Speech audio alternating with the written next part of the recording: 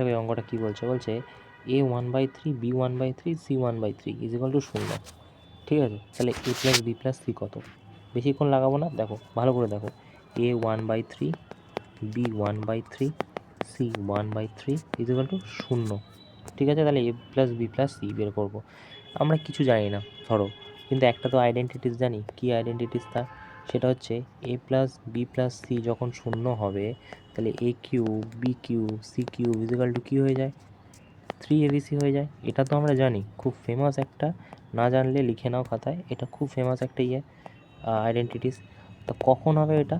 যখন a plus B plus C = 0 হবে। ঠিক আছে, যদি প্রমাণ করতে চাও তাহলে তুমি এটা 1 ধরে নাও, এটা 2 ধরে নাও, এটা যদি -3 ধরো তাহলেই তো 0 হবে।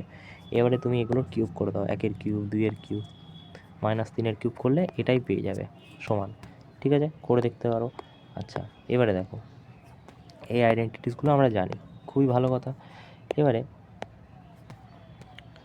যদি আমরা এখানে, আমাদের কী চেয়েছে, 6-এ নিয়ে যেতে হবে, কিউবস টু দি পাওয়ার 6-এ নিয়ে যেতে হবে।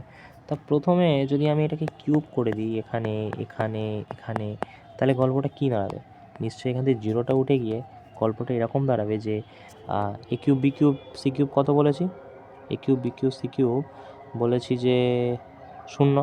তাই এখানে তাহলে কিউব যদি হয়ে যায় তাহলে 3 ইন্টু এ, মানে a 1/3 হয়ে যাবে, ইন্টু বি 1/3, ঠিক আছে, আর সি 1/3 হয়ে যাবে।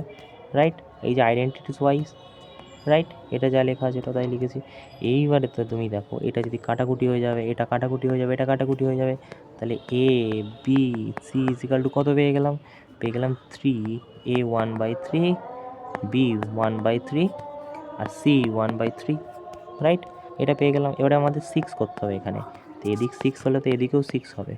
ঠিক আছে, তাহলে 3 into 3 into 3 into 3 into 3 into 3 কত হয়? 6 করলে, 6 কিউব করলে 3-এর, তুমি বলবে যে কত? 729 হয়, 729। ঠিক আছে, এবারে এইটা আমরা কি করব? এটা দিয়ে যদি, এটা দিয়ে যদি আমরা কাটি, এখানে ধরো এই কাটলাম, কত হয়ে যাবে? 3 দুগুণ 6, পাওয়ার 2 চলে আসবে, পাওয়ার 2 চলে আসবে, পাওয়ার 2 চলে আসবে, তাহলে a square b square c square চলে আসবে। সেটাই হয়ে যাবে a plus B plus c কিউবের C6-এর উত্তর কোনটা আছে? এইটা। ওকে।